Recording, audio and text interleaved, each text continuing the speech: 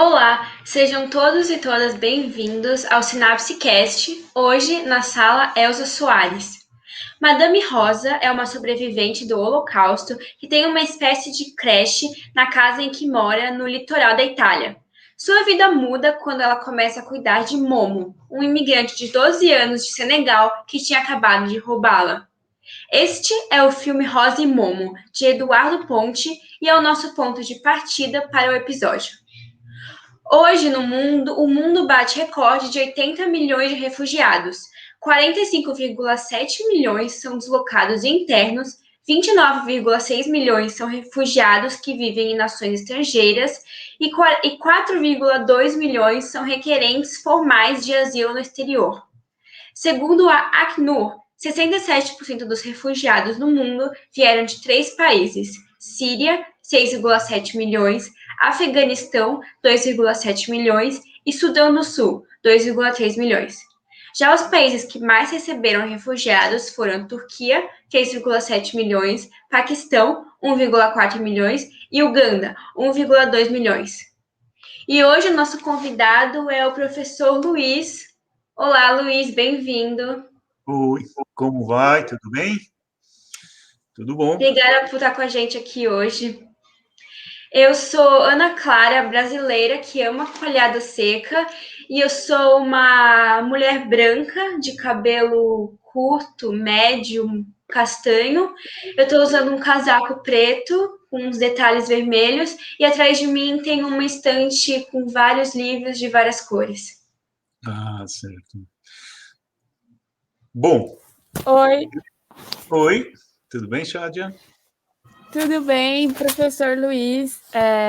Obrigada por estar conosco hoje. Eu vou me apresentar, eu sou Shadia Becker, sou uma amante de doces árabes e eu sou uma mulher branca, uma loira tingida. Atrás de mim tem uma prateleira com livros e cadernos, uma penteadeira e uma parede branca. Quer se apresentar, professor? Pois não. Eu sou Luiz Bittar Venturi, ou seja, meio italiano, meio árabe, acho que por isso que eu me identifiquei tanto com o filme, né? E eu estou aqui na minha atual sala de aula, que na verdade é na minha casa, com alguns livros aí atrás, um globo terrestre, enfim. Esse é o meu ambiente de trabalho há mais de um ano agora. E eu estou vestindo aqui um casaco, vocês podem ver, tem uma bandeirinha síria aqui, ó. Legal, Luiz, muito bem-vindo. Eu sou Eduardo Ritt, jornalista e cineasta, amante da gastronomia doce, principalmente os doces árabes, que eu amo, gosto muito. Tenho descendência também italiana, né? Eu sou um homem moreno, cabelo grisalho, estou usando um fone preto. Estou na minha sala, onde tem um fundo, uma janela fechada por causa do barulho externo. Algumas baguncinhas aqui no meu canto direito. Estou usando um casaco cinza. Essa é uma ação cultural de pesquisa e estudos do Cineclube Lanterna Mágica e do Labcine da Universidade de Santa Cecília. Sempre postamos conteúdo sobre cinema e suas narrativas imersivas. Então vai lá dar uma olhada no nosso Instagram e YouTube, @Cineclube Lanterna Mágica, no facebook.com/cineclube.lanternamágica e o blog www.unisanta.br/cineclube. Bom, então, boa tarde a todas e todos. Estamos aqui na sala virtual Elza Soares, a nossa homenageada do dia, não só por ela ser uma cantora de uma trajetória incrível, ela nasceu em 1930 no Rio de Janeiro e passou por várias transformações, não só artísticas, mas também transformações do Brasil. E hoje tem um trabalho extremamente representativo, e também porque aparece uma música dela, que ela faz uma performance no filme Rosa e Momo. Então também esse foi um dos motivos da nossa escolha da sala Elza Soares. E o filme Rosa e Momo, ele integra o último filme do nosso ciclo de cinema, Resistir, a Diversidade Impede Igualdade, que nós fizemos ao longo de, acho que 12 meses, né? 12 episódios, esse aqui é o 12º. Então, muito feliz de encerrar esse ciclo hoje com a presença do professor Luiz, enfim, com os meus companheiros, né, o Eduardo e a Ana, que a gente vem conversando e debatendo cinema e outras coisinhas mais juntos em todos esses dias. Então, agora, para a gente começar o começado, a Ana vai falar um pouco sobre a história do filme, as suas premiações e tudo mais. Então, para começar, o filme Rosa e Momo foi inspirado no livro A Vida pela Frente, de Émile Ajar, que é um escritor francês. E o livro foi vencedor do prêmio Goncourt e foi um dos romances mais vendidos do século XX. E ele conta a história de Momo, que vive sob os cuidados de Rosa e segue a mesma linha narrativa do filme. O filme, que eu já falei um pouquinho da história, ele recebeu inúmeros prêmios, inúmeras indicações durante os anos. E para dar uma passada, ele foi indicado ao Critics' Choice por melhor performance jovem para o ator que fez o Momo. Ele ganhou o prêmio David de Donatello por melhor atriz. Ele foi indicado ao Globo de Ouro por melhor filme de língua estrangeira, ao prêmio Satélite por melhor roteiro adaptado e melhor atriz em filme de longa-metragem. Foi também indicado ao GLAAD Media Award, na ACP Image Award, o Nastro de Argento por melhor produção de design e melhor diretor. Realmente, Rosa e Momo enfim, a história, né, o filme é muito... Eu achei muito bonito também ver a Sophia Loren atuando, é algo simplesmente maravilhoso. E também não tem nada melhor, assim, nada de mais certeiro e contundente eles colocarem na cena logo no começo a música da Elza Malandro, e que elas dançam numa iluminação até um pouco amarelada, que depois o Edu vai falar um pouco mais sobre isso. E essa música, na verdade, quem compôs a letra foi o Jorge Aragão e o JB, mas quem lançou a primeira versão foi a Elza Soares em 1976. E desde então ela já performou a música diversas vezes, e a versão que vai no filme é de um show dela chamado Beba-me, Elza Soares ao vivo.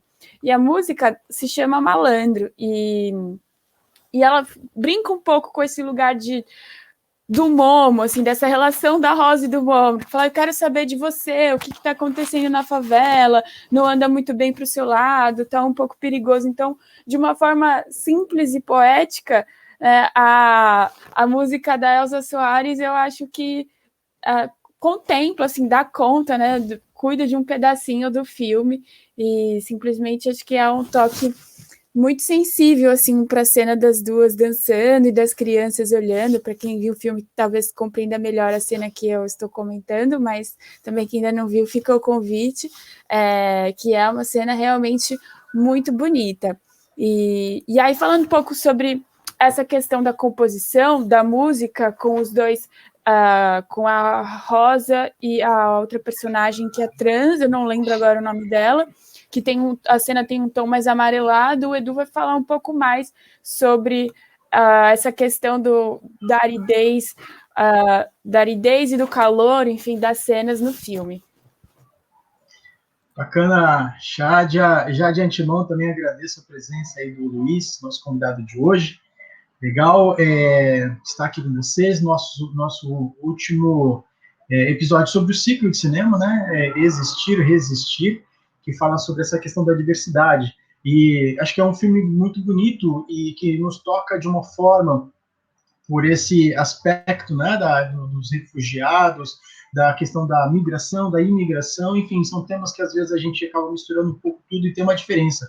E o Luiz, né, é um estudioso muito sobre esse processo todo, e ele vai poder trocar com a gente bastante coisa interessante. Aí, para que a gente possa, né, dar esse esquenta, que é essa nossa primeira parte do podcast, do videocast, é justamente até chegar no nosso entrevistado e ele poder trazer, né, todo esse conteúdo e expandir ainda mais o que a gente já está trazendo aqui para você, que é o nosso ouvinte também, né? E o que é interessante a gente observar é nessa cena que a gente tem aqui da Lola, né, que a Shadia citou, a trans, que foi criada pela Rosa, e ela está conhecendo pela primeira vez o Momo, né? Quando ela chega para trazer alguns presentinhos para a Rosa, fala assim, quem que é esse, né? E ela aparece nessa janela, nesse requadro, e no cinema tem muito disso, né? Das composições.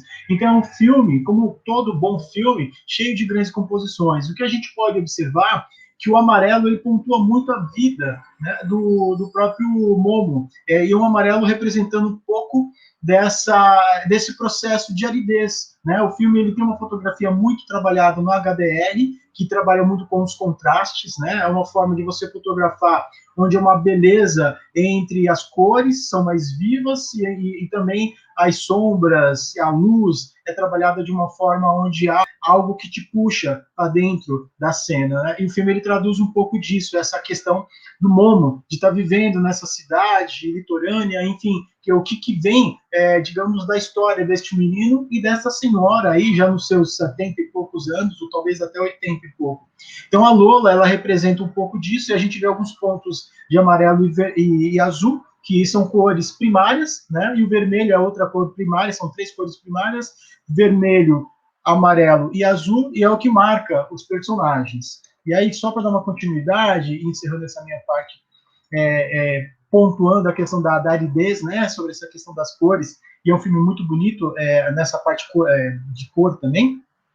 A gente vê ali pêssegos ao fundo, onde a gente observa pêssegos em caudas, né? E também os girassóis que aparecem nessa cestinha que nós temos sobre a mesa, para quem está só nos ouvindo, né? Então, estou escrevendo um pouquinho que aparece essa cesta, talvez de pão, enfim, de alguns alimentos, está sobre a mesa, onde aparece o Momo, e ele está comendo um cereal no café da manhã, então tem um leite ali, azul, tons de azul, tem alguns objetos que aparecem, então vai pontuando o personagem até que essa questão entre ele e a Rosa, que traz um vermelho um pouco mais vinho, em algumas roupas que ela utiliza em muitos pontos importantes do filme, na narrativa, acaba aproximando esses personagens que são, de certa forma, um pouco distantes, né? Porque o próprio Momo, ele traz muito sofrimento, né? Dessa questão de ter perdido a mãe, ele veio do Senegal, então ele é um ser, digamos, que está como refugiado no próprio habitat também da cidade, não só de outro país, né? Nesse processo que ele acaba vivenciando junto da Rosa. E a Rosa também tem isso, e a gente vai descobrindo, quem assistiu o filme vai descobrindo qual é, digamos, esses momentos de refugiados que ela traz também nas suas dores, né? E aí nós temos um outro ponto onde ela está vendo um grupo, aparece a Rosa e o Momo olhando, na verdade, na imagem que a gente vê, só aparece eles observando, né? E o que é interessante, ela está usando o vermelho que contrapõe com o amarelo, um amarelo gema, né? Que ele está utilizando e que traz essa força de ambos os personagens. Então, são tonalidades que dão a história, a roupa, né, de ambos, que aí vai trabalhar todas essas informações. E o que acontece nessa cena? Eles estão vendo refugiados apanhando da polícia neste momento. E isso é muito comum. Quem viaja pela Europa, a gente vê muito isso, principalmente os refugiados africanos, sendo expulsos das ruas, e é assim, a toque digamos, de colocar a moto em cima. Eu presenciei isso algumas vezes. E aí o que quase já terminando essa parte, né, pontuando as dores de ambos os personagens, tem um menino que vive já com a Rosa há um certo tempo e ele vai embora porque a mãe vem buscá-lo, né, é uma ex-prostituta e aí no momento que ela consegue uma nova vida, ela vem buscar o filho, que a Rosa acaba ficando, né, com o filho das prostitutas, que ela também é uma ex-prostituta, e aí no caso ela acaba acolhendo essas pessoas e dando, né, essa guarida. E aí o que acontece? Esse menino vai embora, então o Momo está usando uma roupa azul que dialoga com esse momento do personagem. E aí ele vai usando outras roupas conforme também as suas emoções, porque o olhar do filme é muito pela ótica da Rosa e também do Momo, né? Enfim, e aí, terminando, tem uma imagem que a Rosa, quando vai para um quartinho, que aí você vai ver no filme o que acontece nesse quarto, né? Mas tem algumas memórias ali, e aí, num momento onde aparece a mão do Momo, né? Segurando de um lado, e a mão da Rosa do outro, uma memória desse bosque de um afeto que ela tem por este lugar onde ela foi muito feliz. E ela foi arrancada deste lugar. E o amarelo permeia, né? O amarelo dá uma moldura nas folhagens do outono, assim como as estações também abandonam, né, e passam ali de fases, e a gente aprende com isso. O filme vai mostrando também essa simbologia das estações. Então, as cores que aparecem aqui, tem um verde também, que aparece em alguns momentos, mas o amarelo é o que mais pontua o personagem do Momo, tá? Enfim, é isso. Agora a gente vai para o Café Lanterna.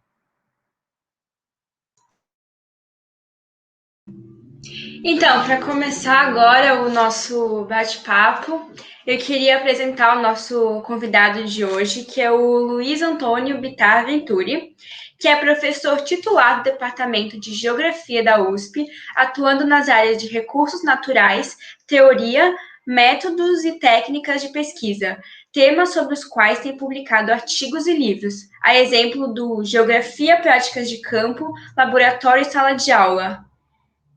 Realizou o pós-doutorado em Recursos Naturais no Departamento de Geografia da Universidade de Damasco, Síria, 2010 e 2011, sendo membro da Syrian Geographical Society. No Reino Unido, é membro Fellowship da Royal Geographical Society, onde também atuou como Visiting Scholar no Departamento de Geografia da Universidade de Cambridge, 2013 e 2014. Na Turquia, é membro da Hydropolitic Association de Ankara, coordena projeto de pesquisa no RCGI, Research Center for Gas Innovation, USP, FAPESP, Shell, juntamente com a equipe de alunos de graduação, mestrado e doutorado. É um baita currículo mesmo. Oi, Luiz, obrigada por estar aqui com a gente hoje. Oi, Ana, Eduardo, Chádia, muito obrigado aí pelo convite, principalmente para falar sobre essa temática e sobre esse filme que eu amei, e é uma temática que eu estou muito envolvido já há vários anos. Eu trabalho com refugiados, né, ensinando geografia do Brasil, e agora, nesse momento, tem um projeto da Faculdade de Filosofia, Letras e Ciências Humanas, com a Bibliaspa, que é a Biblioteca e Centro de Pesquisa da América do Sul e países árabes e África, né, Bibliaspa, e que foi reconhecido aí pela ONU e escolhido pela ONU como um dos projetos de interesse do desenvolvimento sustentável. Então, eu me sinto muito confortável em estar aqui com vocês, falando desse tema que eu de fato, me envolvo assim, totalmente faz muitos anos já. Em relação ao filme Rosa e Momo, eu assisti mais de uma vez. É difícil eu assistir mais de uma vez um filme, a gente não tem muito tempo, né? Mas eu recomendo a todos. Esse filme, ele traz um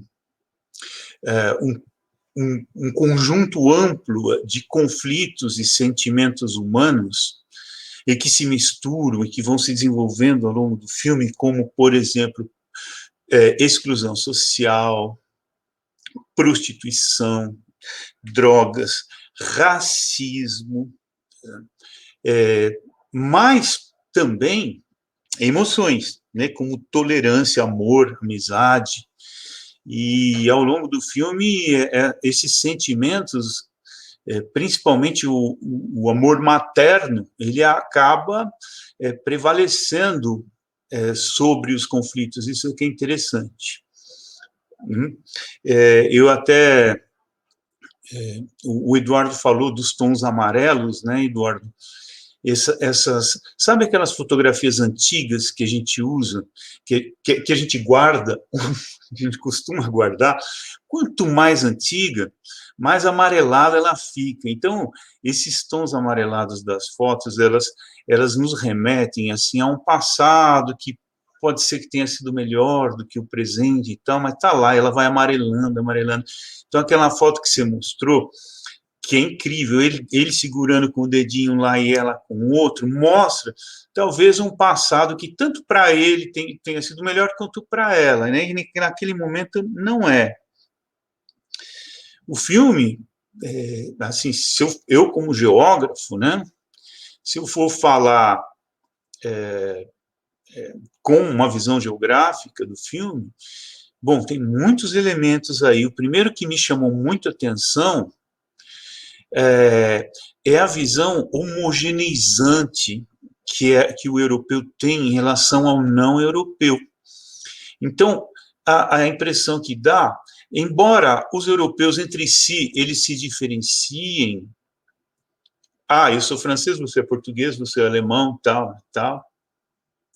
Em relação ao resto do mundo, essas diferenças, elas meio que se apagam, e eles acabam misturando tudo. Então, olha, o outro e nós. E isso fica muito claro já desde o início, porque prestem atenção, vocês vão assistir esse filme, porque esse filme é maravilhoso, prestem atenção. Logo no início do filme, quando o Momo, ou como eles chamam lá, Momo, ele está prestes a roubar a Rosa, que é maravilhosa, Sophia Loren, que eu sou fã há tantas décadas dela. Mas quando ele está prestes a roubar a Rosa, começa a tocar um derbaque. Derbaque é um instrumento árabe. E ele é senegalês, ele não é de um país árabe. Olha como essa visão homogeneizante europeia mistura as coisas. Tudo bem, ele é senegalês, e no Senegal você tem uma porcentagem considerável de população muçulmana, mas não é um país árabe. Então, por que estava tocando um derbaque árabe? Reparem, ele está chegando perto e está... Porque para eles é mais ou menos a mesma coisa. Atravessou o Mediterrâneo, embora o Senegal seja parte de uma região que geograficamente a gente chama de MENA Region, quer dizer Middle East and Northern Africa Region, que concentra a maior parte dos países árabes. E ali no norte da África você tem Marrocos, Argélia, Líbia, Egito, Sudão, etc. Além do Oriente Médio, ele não é. Ele fala francês, é uma ex-colônia francesa, e, enfim. E o preconceito que é um outro conflito, né, bem expresso no filme, com um dos conflitos humanos, o racismo e o preconceito, é muito forte no filme, porque o menino, ele é negro, ele é refugiado, ele é muçulmano, e a mídia alimenta muito preconceito, erroneamente, né, contra os muçulmanos, e, além de tudo, ainda é um contraventor, porque ele está envolvido com roubo e com tráfico de drogas. E em várias cenas do filme, esse preconceito ele é expresso por palavras, né? Eu me lembro a Sophia Loren, eu não consigo chamar a Sophia Loren de Rosa, ela, para mim, é a Sophia Loren, ela fala para o outro menino assim: você vai para o seu quarto, porque eles estão brigando, né? Você vai para o seu quarto, aí ela vira para o Momo e fala assim: você vai para o seu chiqueiro. Aí, quando ela está discutindo com o tapeceiro, que vai tentar ajudá-lo, ainda ela fala assim: não adianta, está no sangue, ele herdou isso dos pais, está no DNA dele. Então, esse preconceito bastante expressivo e, ao mesmo tempo, mostra além do preconceito europeu, da visão homogeneizante, uma hipocrisia muito clara. Por quê? Você vê na Itália aqueles jovens de classe média, média alta, que consomem drogas, então, eles querem o menino. Eles querem o menino para traficar, para ir nas festas, para vender drogas para eles. Então, eles são tolerantes para o seu proveito. Eles são preconceituosos por um lado, mas tiram proveito, preconceituosos por um lado, mas tiram proveito por outro. E uma cena triste do filme, mas uma das cenas mais tristes do filme que eu me lembro é o garotinho numa festa no meio de vários adultos dançando, achando que ele era querido ali, que ele era aceito, mas todo mundo estava bajulando o menino só porque ele tinha droga para vender. Nossa, essa cena é muito triste. E o interessante é que a própria Rosa, né, Sofia Loren, apesar, né, e a despeito de todos os conflitos que ela tem em relação a ele, né, de todas as diferenças culturais, etc., as desavenças, ela também é uma sofredora, ela também sofre muito diante das mazelas do mundo, tanto que ela se esconde num bunker, né? Várias vezes ela vai para um bunker, ali um quartinho subterrâneo, que não tem janelas para o mundo. Não quero mais ver o mundo. Fecha tudo, vai para lá. Aí lá parece que ela consegue ficar um pouco mais em paz. Ali. Hein? Esse filme me emociona bastante. Agora, Luiz, oi.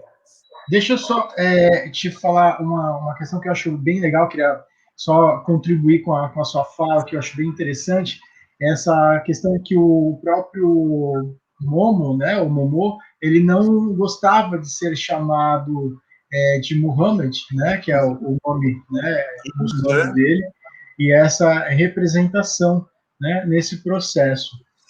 E eu acho muito forte, né, essa questão desse passado, assim, quando ele renega essa memória e quando ele tem um momento que ele encontra com a Rosa e ela tem lá o momento de senilidade dela, né, ela tá ficando um pouco senil e tal, e ela não reconhece. Então, eu acho assim, para mim, é uma outra cena muito triste também desse processo, né, na idade dele ter que lidar com essa questão, né, dessa perda dentro de si, desse ser um refugiado nas das suas memórias. Talvez uma das coisas, não dá para medir o que é pior, obviamente, mas, enfim, muito forte nesse sentido.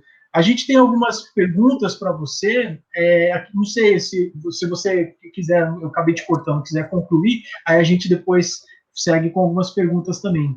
Fique à vontade. Obrigado, Eduardo. Eu só falaria, sei lá, alguma outra coisa a mais aí a respeito do filme, para ver se as pessoas, de fato...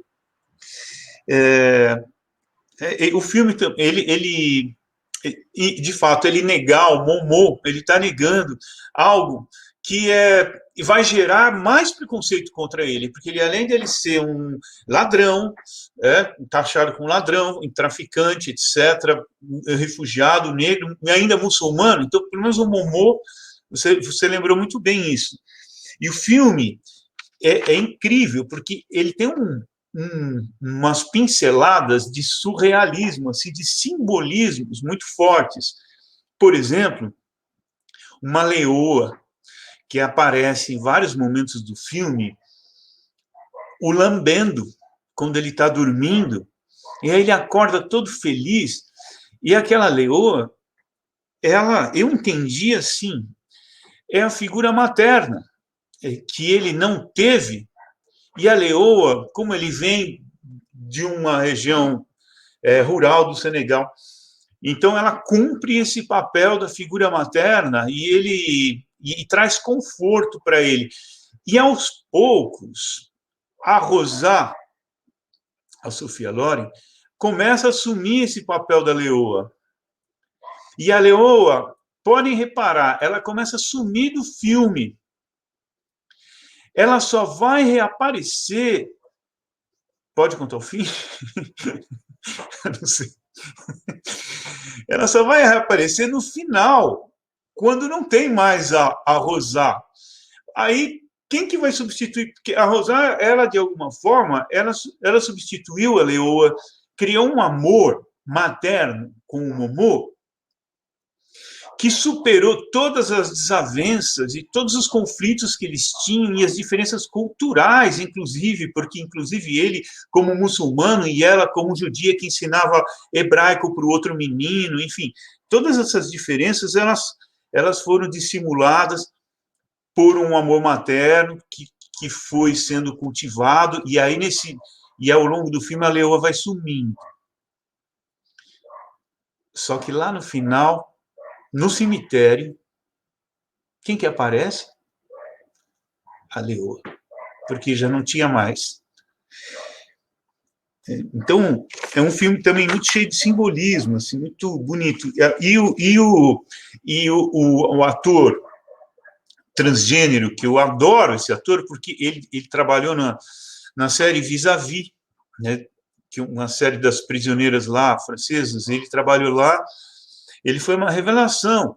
E ele ter aparecido nesse filme foi uma grata surpresa para mim, porque ele, assim como a Rosá e assim como a Elza Soares, tiveram bastante sofrimento na vida. A Elza Soares, ela passou momentos muito difíceis na vida dela, na época que ela era casada com o Garrincha, e ela lavava roupa para fora, ela teve uma vida muito difícil, assim como a Sophia Loren, no papel da Rosá, também teve, e assim como certamente esse ator também teve. Agora, eles se juntam ali, os três, dançando ao som de Elza Soares. Quando eu vi essa cena, eu falei, nossa, a Elza Soares, ela veio para materializar, e a gente está aqui na sala, Elza Soares, né? Ela veio aqui para materializar a alegria dos que já sofreram bastante, e aí ver a Sophia Loren dançando Malandro, da Elza Soares, foi muito legal. Ela e o trans, que quem traz alegria para ela o tempo inteiro e conforto é esse ator, que eu esqueci o nome. Porque ele está o tempo inteiro amparando, o tempo inteiro botando ela para cima, o tempo inteiro, sabe? Então, essa junção dos três ali dançando, para mim foi muito significativo. Então, é mais ou menos isso que eu gostaria de falar sobre o filme. Agora, a gente pode, enfim... Legal. Específica, assim. Tem muito mais coisa aí que a gente vai te perguntar sobre o filme e sobre essa questão também da imigração. E vamos lá, então, com você, Ana, agora. Sou eu. Eu estava falando sobre o filme, que é realmente muito emocionante, mas ligado a essa questão da migração, dos refugiados, o que leva alguém a migrar? Você vê a mobilidade social como algo positivo? Olha, respondendo à primeira parte da sua pergunta, existem vários fatores que levam as pessoas a não migrar, né, se refugiar. Há uma diferença entre migrante e refugiado. O migrante, ele opta, né, por migrar para um outro país, etc. O refugiado, dadas as condições de onde ele está, ele acaba fugindo de lá, né? Por isso que ele é assim chamado. Então, por exemplo, os haitianos, na Bibliaspa, nós trabalhamos muito com sírios, haitianos e diversas nacionalidades, né? E já tivemos projetos lá com com mais de 15 nacionalidades diferentes. Eles, assim, formalmente não são considerados refugiados, mas migrantes. Mas, enfim, isso é só um detalhe conceitual, porque o que faz uma pessoa sair do seu país para ir para outro é uma situação muito difícil que ela está vivendo no seu país, e a principal delas, no meu ponto de vista, é a guerra, como no caso da Síria. Mas também pode ser perseguição política, como no caso do Iraque, do Afeganistão. A gente já teve alunos afegãos e que alegavam estar ali por perseguição política, por exemplo. Também perseguição religiosa, discriminação religiosa. Nós já tivemos lá alunos que fugiram porque eles queriam ter uma liberdade religiosa. Aliás, eu já tive uns 3 alunos que queriam ter uma liberdade religiosa e não tinham e saíram de lá. Então, são vários. E a fome e as más condições sociais, como no caso do Haiti.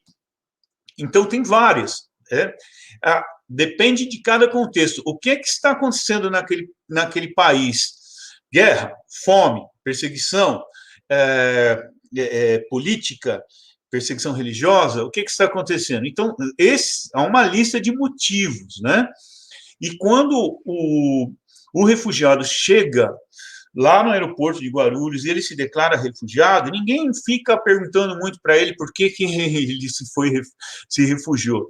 Ele, simplesmente o Brasil, como o Brasil assina os acordos de Genebra e relacionados a... não tem que perguntar, tem que acolher e pronto, e jamais mandar de volta. Isso, o Brasil assina isso. E agora, na situação atual, é um pouco difícil, né? Um pouco imprevisível, mas assim, tem sempre sido assim. Você falou sobre mobilidade, obviamente, nós somos cidadãos do mundo, então o mundo é nossa casa, né? Então, você ter a possibilidade de morar aqui, morar ali, ir para cá e para lá, é muito bom, só que mobilidade social é um conceito um pouco diferente. É um conceito... o pobre pode ficar rico? É a isso que se refere. Uma pessoa que nasceu pobre pode ir melhorando de vida, é a isso que se refere mobilidade social. A mobilidade social de movimentos migratórios, então ela tem basicamente esses dois modos, né? Ou a migração ou refúgio. Eu não coloco aí turismo, essas coisas, porque isso é temporário, né? Quando é migração, quando é refúgio, é uma coisa mais permanente. E você ter... Quanto mais países assinarem o Acordo de Genebra, que já é antigo, já é de 1951, mas assim, aos poucos, né, mais países vão assinando. Quanto mais países assinarem e cumprirem o que está lá, melhor. Cumprirem, porque aí o refugiado chega no Brasil, ele nunca vai ser mandado de volta, ele vai ter direito ao SUS, os filhos vão ter direito a entrar na escola sem precisar nem falar português, de algum jeito eles têm muitas facilidades aqui. Desculpa se eu desembestei a falar, você vê que é um assunto com o qual eu me envolvo, aí eu vou falando, se vocês não me derem um break, aí eu vou... Luiz, sobre essas questões todas, que é muito importante também, acho que de certa forma você respondeu um pouquinho em algumas outras falas sobre o filme, mas só para poder pontuar melhor, né, talvez dar uma reforçada sobre essa questão, o Momo, né, ele é do Senegal, e o vendedor de tapetes, o Ramil, ele é árabe. Você falou bastante sobre essas questões. Ambos migraram para a Itália, né? Nos dados da ONU, a Síria, Afeganistão e Sudão do Sul estão entre os países com o maior número de migrantes. Na sua perspectiva, por que este movimento é maior nessa região? Olha, Eduardo, você fez uma pergunta bastante geográfica, que eu que eu gosto muito quando tem esse conteúdo geográfico. A Itália está mais perto. Está mais perto do norte da África e do chamado Levante, né, do Oriente Médio, chamado Levante, Síria, Líbano e tal. Então, e mesmo quem vem do Afeganistão acaba chegando ali na beira do Mediterrâneo. Aí, na frente do Mediterrâneo, você tem a Itália. Claro, tem a possibilidade da Grécia também e da Turquia, como a Ana mostrou, números expressivos para a Turquia também, porque a Turquia tem uma passagem da Ásia para a Europa por Istambul, que é uma capital que está nos dois continentes. Então, é só você atravessar uma ponte em Istambul, você já passa da Ásia para o continente europeu, né? Embora não faça parte lá do grupo. Mas, enfim, além disso, quando eles chegam na costa da Líbia, ali, a viagem dali para a Sicília é bem mais curta do que para outros países, exceto cruzando o Gibraltar. E, além do que, a Itália ela tem ela é uma península, né? Ela é quase uma ilha, ela é uma península, ela tem água por todos os lados, exceto um. Então, isso faz com que ela tenha um litoral bastante extenso e recortado, e com várias ilhas. Então, isso facilita o acesso. É muito mais fácil ir para a Itália do que para a França, do que para a Alemanha, do que para, enfim, pelos meios que ninguém vai de avião. Eles vêm de avião para cá. Inclusive, agora, de lá, eles acabam embarcando naquelas viagens horríveis, super perigosas. Já tive alunos que morreram, resolveram voltar para ir para a Europa e não chegaram a atravessar. Então, tem esse fator geográfico, tá? Respondendo, resumidamente. Legal. Na questão assim, da água, você falou da questão em relação ao próprio Mediterrâneo, né? Existe também a região de Gibraltar também, que é uma outra questão até recentemente com vários problemas mais intensos do que nas últimas décadas, mas sempre foi muito forte, né? Essa repressão espanhola nessa região. Mas aí, indo para uma outra questão agora, assim, que remete também à água, né? Mas a água no Oriente Médio é motivo de grandes conflitos e migrações também. No seu livro Água no Oriente Médio, o fluxo da paz, você explica um pouco. Poderia nos dar aí uma breve, né, enfim, mais informações sobre essa questão? Inclusive está aqui o livro, Waters Flow of Peace, né? Na verdade, Eduardo, eu falo o contrário, porque a água não é motivo de grandes conflitos, né? A água é um recurso infinito, inesgotável, porque o nosso grande reservatório de água doce é o oceano, via evaporação e precipitação. Então, a água nunca vai acabar no mundo, por mais que isso contrarie as perspectivas fatalistas aí dos arautos do Apocalipse, que é o que mais tem.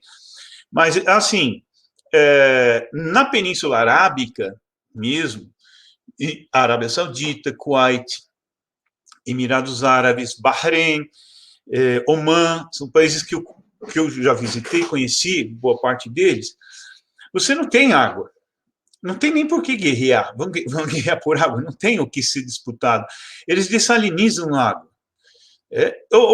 Por outro lado, os países que mais têm água, né, que é Síria e Iraque, porque eles são banhados pelo Tigres e o Eufrates, e a Turquia também. Nunca ninguém ouviu falar de nenhum país guerreando com o outro por causa de água. Na história.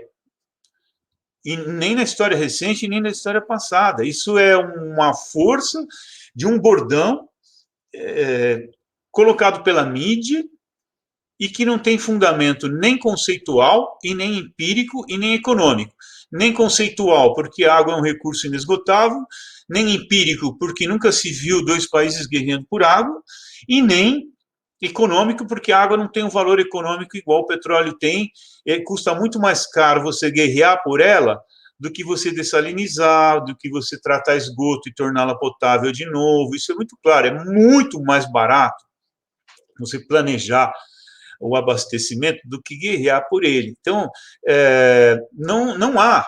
O que há internamente em alguns países, por exemplo, a Etiópia, tal, eles têm uma gestão de recursos hídricos que não permite um desenvolvimento econômico, por exemplo, da agricultura, etc. Mas eu sempre digo a todos os alunos e todo mundo, a questão da água é uma questão mais de gestão, né, do que da água em si, porque mesmo em países onde não tem água, você consegue assegurar o abastecimento.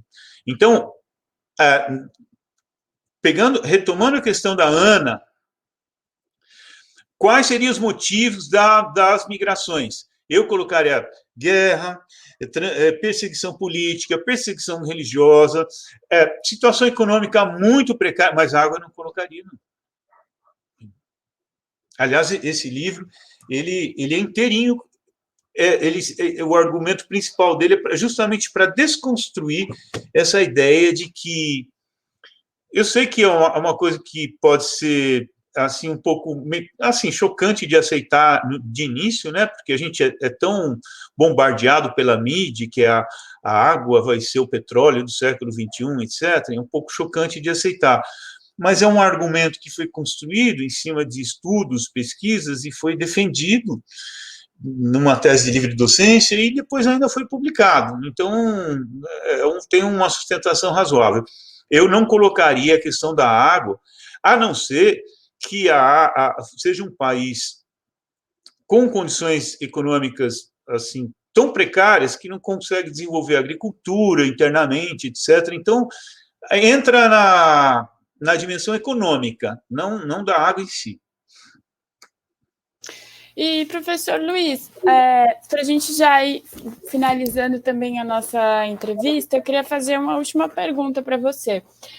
Porque pensando em todas essas questões, os movimentos dos refugiados, até no filme tem uma cena de violência policial contra os refugiados. Para você, como que o Estado pode criar uma política pública que garanta os mínimos direitos para os refugiados? E como você já disse anteriormente, né, o Brasil acolhe, assim, né, cria um certo registro, e sem a possibilidade de estudar, mas eu acho que ainda tem uma questão prática, assim, da convivência, do dia a dia, da vida desses refugiados, que ela pode ser melhorada. E aí, como que você acha que o Estado pode melhorar isso, ou até mesmo nós, né, que vez ou outra a gente acaba convivendo com esses refugiados? Boa pergunta, Chad. Olha, a violência policial, ela reflete a violência do Estado. Veja o que está acontecendo aqui no Brasil hoje. Que é um contexto mais ilustrativo do que a gente está vivendo hoje aqui. Então, na verdade, é reflexo. Né? Acontece que o Brasil, há alguns anos, né? Alguns anos antes do golpe parlamentar, permita-me falar, a questão dos refugiados, ela estava sendo muito bem conduzida, porque tudo que está previsto, o que você falou, o que o Estado pode fazer? Não há muita coisa nova a ser feita. O que é mais importante é assegurar o que já existe, que seja feito. Né? Então, quando o Brasil assina esses acordos, ele cria. Por exemplo, aqui eu tenho uma cartilha para refugiados. Né? Aqui todos os direitos que um refugiado tem quando ele chega ao Brasil. Ele não pode ser discriminado, ele nunca vai ser devolvido para o país, ele tem acesso a trabalho, a saúde, a documentação, assistência psicológica, etc., e social. Enfim. Então, o mais importante, Chádia, de ficar inventando coisas novas é garantir que isso aqui seja cumprido, que o Brasil já é signatário, tá certo? E isto, aí você falou, e o nosso papel, né? Não é só o Estado. A solidariedade em relação aos refugiados, ela acontece muito em rede. Você tem, claro, a Acnur, né? O Alto Comissariado e tal. Você o Conselho, o CONARE, né, o Conselho Nacional de Refugiados, você tem os órgãos que regulamentam isso, mas aí vai chegando num nível mais local, que começa a se formar uma rede. Por exemplo, entre a Bibliaspa, a Acnur, a USP, todo mundo já entrou nessa rede. Até no Clube Homes, em São Paulo, a gente já deu aula. Na Unicid, você deu o cursinho popular, Mafalda cedia professores, e aí uma universidade dava as salas, e aí um comércio cedia os lanches, etc. E principalmente a Caritas. A Caritas é chave, né? Quando os refugiados chegam no Brasil, eles já são enviados para a Caritas, porque é lá que eles vão conseguir a documentação, o protocolo, que estão obtendo o RNE, e muitas outras coisas, de assistência social, médica, etc., etc. Então, o que eu diria é que essa solidariedade, ela ocorre em rede, e cada um pode fazer. Meus alunos mesmo, vários se envolvem nisso, né, como voluntários. Muitos se envolvem como voluntários, né? Então, é mais ou menos por aí. Tinha uma outra coisa que você perguntou, que eu não sei se me escapou, deixa eu ver. Eu acho que acho que você me respondeu, sim. Porque perguntei sobre essa questão da violência policial e como o Estado poderia garantir. Você quer complementar alguma coisa?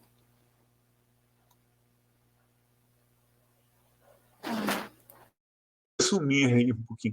Nós temos constantemente, nós trabalhamos continuamente. Eu nunca parei, ninguém nunca parou. Então, sempre a gente pesquisa nas salas de aula o que faz com que os refugiados se sintam bem aqui no Brasil, o que eles mais gostam do Brasil e o que eles menos gostam do Brasil. E quase que invariavelmente as respostas são: o que nós mais gostamos é do brasileiro. É do Brasil, da forma como o brasileiro nos acolhe. Nós não sentimos preconceito aqui em relação à religião, em relação à cor, em relação... Não, pelo contrário, se a gente está morando num lugar, a vizinhança até fica curiosa e quer saber, aí quer aprender a trocar receita e não sei o quê. Eles sempre falam isso, que o acolhimento é muito confortante e muito caloroso. Eles se sentem muito bem aqui. Quase sempre é isso. E quase sempre o que os incomoda, principalmente sírios e alguns outros países, é a questão da violência aqui em São Paulo, né? Porque Damasco era considerada a capital mais segura do mundo. Damasco, eu morei lá, é uma coisa impressionante. Vocês podem sair a qualquer hora para qualquer lugar, que nada, nem passa pela sua cabeça que alguém vai roubar você com arma e tal. Então, principalmente os sírios, quando eles eram perguntados, eles se incomodavam muito com isso, mas prevalece pontos positivos. Então, só para terminar, Shadia, o que a gente pode fazer? No mínimo, a gente pode continuar os tratando bem. Muito legal, Luiz. Muito obrigada pela sua contribuição hoje com o nosso quadro Café Lanterna. A gente vai... Oi? Só rapidinho, queria só dar uma contribuição aqui, só para terminar, antes da gente ir para a parte da nossa receita, né, que você já ia para essa parte, que o Adson, ele participou bastante, acredito que ele deve talvez ou conhecer muito do tema, ou conhecer o próprio Luiz, né? Aparece aqui para mim como Adson Ita, e é legal que ele teve uma participação, vou colocar aqui para a gente poder ver, que aí ele fala, né, a questão da música malandro tem aspectos de um malandro trabalhar o trágico na relação humana e que tem a questão que a música brasileira é símbolo de afeto na Europa. eu diria o samba. E só eu achei importante, né? Ele participou bastante nos comentários, e aí eu acho legal, né, a gente fechar com chave de ouro essa questão do samba, porque na Semana de Arte Moderna, logo na sequência, né, dessa Semana de Arte Moderna, lá em 1922, o samba em si, não na semana, mas antes da semana, ele era colocado sempre demonizado, ele não era da elite, então ele não fazia parte da alta sociedade, e o carnaval ganhou uma importância a partir do olhar também que a semana, os grandes artistas da Semana de 22 e tantos outros artistas, a partir disso, né, começaram a observar. E acho que é interessante essa questão, né, dessa junção toda que o Luiz falou também, tipo, isso vai dar samba, em relação ao que os refugiados acabam falando, o que você gosta mais no Brasil? Dessa sensação de acolhimento, né? E aqui a gente traduz às vezes, isso dá samba, ou seja, essas trocas, né? Então achei bem pertinente a fala do Adson nesse sentido. O Adson Agrico é um colega meu, ele é professor lá do ITA. Prazer em falar com você, viu? E aí me lembrei do filme Samba, não sei se vocês já ouviram falar, não tem a ver com samba, mas tem a ver com a migração também, de refugiados na França, e por incrível que pareça, tem um imigrante, um refugiado árabe, não me lembro de que país, que ele fingia ser brasileiro, porque ele achava que os brasileiros eram mais assim alegres e eram mais bem recebidos lá, então ele dançava música brasileira, fingia que era brasileiro. Também é um filme que eu recomendaria também.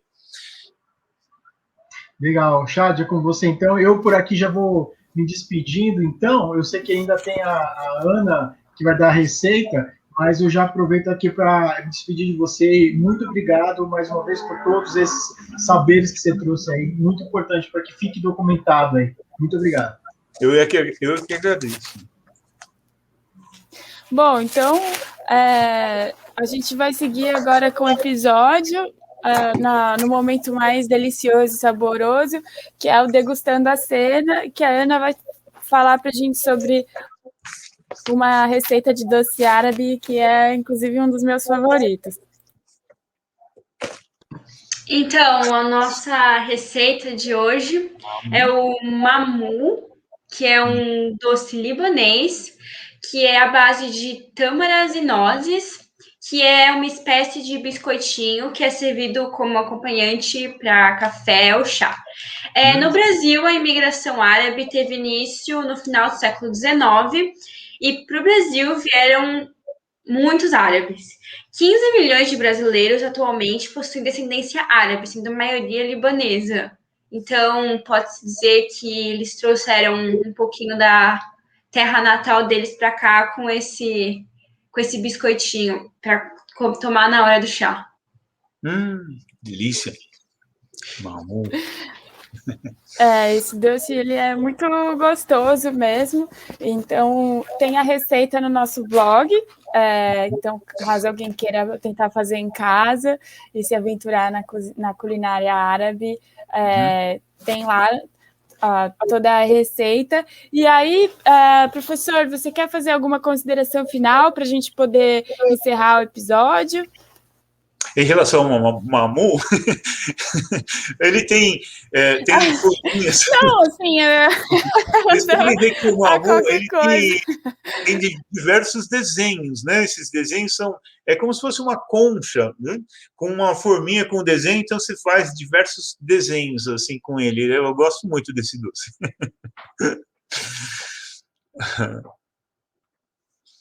Eu acho que em relação ao rosca e mamu, eu só recomendaria que todos, inclusive, depois de hoje, eu acho que vai dar muito mais gosto, talvez, de assistir o filme agora, né? Depois de um filme, né, comentado dessa forma por todos vocês, todos nós, enfim.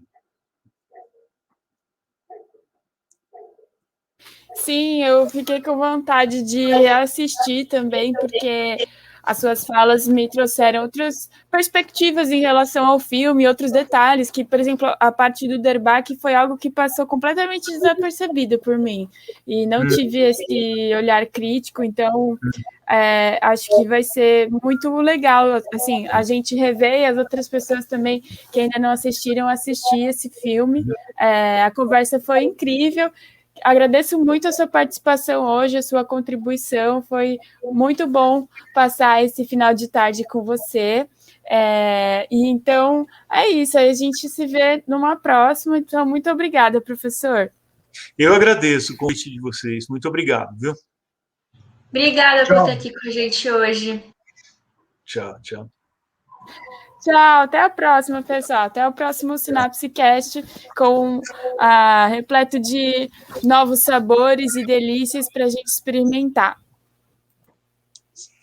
Tá ótimo. Tchau, gente. Obrigada pela audiência e por participar aqui com a gente hoje. Tchau, pessoal. A gente volta em breve com novos formatos e sigam a gente nas nossas redes sociais, que você já conhece. Muito obrigado. Até a próxima. Tchau, tchau.